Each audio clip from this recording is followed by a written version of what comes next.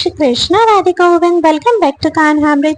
आप सभी को श्री योगिनी एकादशी की अनंत और अनंत शुभकामनाएं। आशा करती हूँ सभी का व्रत बहुत अच्छे से चल रहा होगा और भगवान श्री कृष्ण के नामों का जप भी आप सभी प्रेम पूर्वक कर रहे होंगे।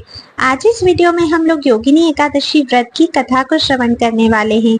तो चलिए बिना देर किए हम कथा में प्रवेश करते हैं। यह कथा राजा कुबेर एवं हेममाली नामक एक यक्ष की कथा है। वर्णन कुछ इस प्रकार आता है। एक बार युधिष्ठिर ने भगवान श्री कृष्ण से कहा, हे त्रिलोकीनाथ, मैंने ज्येष्ठ माह के शुक्ल पक्ष की निर्जला एकादशी की कथा सुनी। अब आप कृपा करके आषाढ़ माह के कृष्ण पक्ष की एकादशी की कथा सुनाइए। इस एकादशी का नाम तथा इसका महात्म्य क्या है, सो अब आप मुझसे विस्तार पूर्वक कहिए। श्री कृष्ण ने कहा, हे युधिष्ठिर, आषाढ़ माह के कृष्ण पक्ष की एकादशी का नाम योगिनी एकादशी है। इसके व्रत से सभी पाप नष्ट हो जाते हैं। यह व्रत इस लोक में भोग तथा परलोक में मुक्ति देने वाला है। हे युधिष्ठिर, यह एकादशी तीनों लोकों में प्रसिद्ध है। इसके व्रत से सभी पाप नष्ट हो जाते हैं। तुम्हें मैं पुराण में कही हुई कथा सुनाता हूँ, तुम उसे ध्यान पूर्वक श्रवण करो। कुबेर नाम का एक राजा अलकापुरी नाम की नगरी में राज्य करता था। वह शिव भक्त था। हेममाली नामक एक यक्ष सेवक था जो पूजा के लिए पुष्प लाया करता था। हेममाली की विशालाक्षी नाम की अति सुंदर स्त्री थी। एक दिन वह मानसरोवर से पुष्प लेकर आया, किंतु कामासक्त होने के कारण पुष्पों को रखकर अपनी स्त्री के साथ रमण करने लगा। इस भोग विलास में मध्याह्न का समय हो गया। हेममाली की प्रतीक्षा करते करते जब राजा कुबेर को मध्याह्न का समय हो गया तो उसने क्रोध पूर्वक अपने सेवकों को आज्ञा दी कि तुम लोग जाकर पता लगाओ कि हेममाली अभी तक पुष्प लेकर क्यों नहीं आया। जब सेवकों ने उसका पता लगा लिया तो राजा के पास जाकर कहा, हे राजन, वह हेममाली अपनी स्त्री के साथ रमण कर रहा है। इस बात को सुन राजा कुबेर ने हेममाली को बुलाने की आज्ञा दी। भय से कांपता हुआ हेममाली राजा के सामने उपस्थित हुआ। उसे देखकर कुबेर को अत्यंत क्रोध आया तथा उसने होठ फड़फड़ाते हुए कहा, अरे अधम, तूने मेरे परम पूजनीय देवों के भी देव भगवान शिव जी का अपमान किया है। मैं तुझे श्राप देता हूँ कि तू स्त्री के वियोग में तड़पे एवं मृत्यु लोक में जाकर कोढ़ी का जीवन व्यतीत करे। कुबेर के श्राप से वह तक्षण स्वर्ग से पृथ्वी पर आ गिरा तथा कोढ़ी हो गया। उसकी स्त्री भी उससे बिछड़ गई।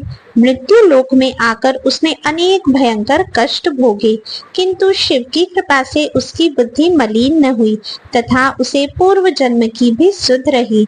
अनेक कष्टों को भोगता हुआ तथा अपने पूर्व जन्म के कुकर्मों का स्मरण करता हुआ वह हिमालय पर्वत की ओर चल पड़ा। चलते चलते वह मार्कंडेय ऋषि के आश्रम में जा पहुंचा। वह ऋषि अत्यंत वृद्ध तपस्वी थे। वह दूसरे ब्रह्मा के समान प्रतीत हो रहे थे तथा उनका वह आश्रम ब्रह्मा की सभा के समान शोभा दे रहा था। ऋषि को देखकर हेममाली वहां गया और उन्हें प्रणाम करके उनके चरणों में गिर पड़ा। हेममाली को देखकर मार्कंडेय ऋषि ने कहा, तूने कौन से निकृष्ट कर्म किए हैं जिससे तू कोढ़ी हुआ तथा भयानक कष्ट भोग रहा है। महर्षि की बात सुनकर हेममाली बोला, हे मुनि श्रेष्ठ, मैं राजा कुबेर का अनुचर था। मेरा नाम हेममाली है। मैं प्रतिदिन मानसरोवर से पुष्प लाकर शिव पूजा के समय कुबेर को दिया करता था। एक दिन पत्नी सहवास के सुख में फंस जाने के कारण मुझे समय का ज्ञान ही नहीं रहा तथा मध्याह्न तक पुष्प न पहुंचा सका। तब उन्होंने मुझे श्राप दिया कि तू अपनी स्त्री का वियोग एवं मृत्यु लोक में जाकर कोढ़ी बनकर दुख भोग। इस कारण मैं कोढ़ी हो गया हूँ तथा पृथ्वी पर आकर भयंकर कष्ट भोग रहा हूँ। अतः कृपा करके आप कोई ऐसा उपाय बतलाएं जिससे मेरी मुक्ति हो।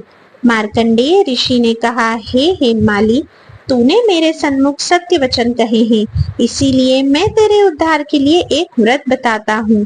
यदि तू आषाढ़ माह के कृष्ण पक्ष की योगिनी नामक एकादशी का विधान पूर्वक व्रत करेगा तो तेरे सभी पाप नष्ट हो जाएंगे।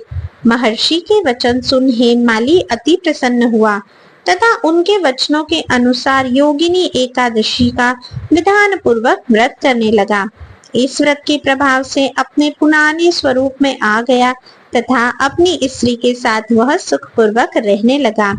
हे राजन, इस योगिनी एकादशी की कथा का फल 28 सहस्त्र ब्राह्मणों को भोजन कराने के समान है। इसके व्रत से सभी पाप नष्ट हो जाते हैं तथा अंत में मोक्ष प्राप्त करके प्राणी स्वर्ग का अधिकारी बनता है। तो ये थी योगिनी एकादशी की संपूर्ण कथा। आइए कथा के सार को भी समझते हैं। देखिए, मनुष्य को पूजा आदि धर्म में आलस्य या प्रमाद कभी भी नहीं करना चाहिए, अपितु अपने मन को संयम में रखकर सदैव भगवान की सेवा में ही हमें तत्पर रहना चाहिए। इसी के साथ हमारी कथा यहाँ पर समाप्त होती है। आशा करती हूँ आप सभी ने यह कथा संपूर्णतः सुनी होगी। आप इस कथा को ज्यादा से ज्यादा लाइक और शेयर जरूर कीजिएगा ताकि सभी लोग आज श्री योगिनी एकादशी पर इस कथा को श्रवण करके कथा के लाभ को प्राप्त कर सके। अगर अभी तक आप लोगों ने चैनल को सब्सक्राइब नहीं किया है तो सब्सक्राइब करके बेल आइकन भी प्रेस कर दीजिए ताकि आने वाले सभी न्यू वीडियोस के नोटिफिकेशंस आपको मिलते रहें। अब मैं आप सभी से मिलूंगी नेक्स्ट वीडियो में। तब तक के लिए राधे राधे।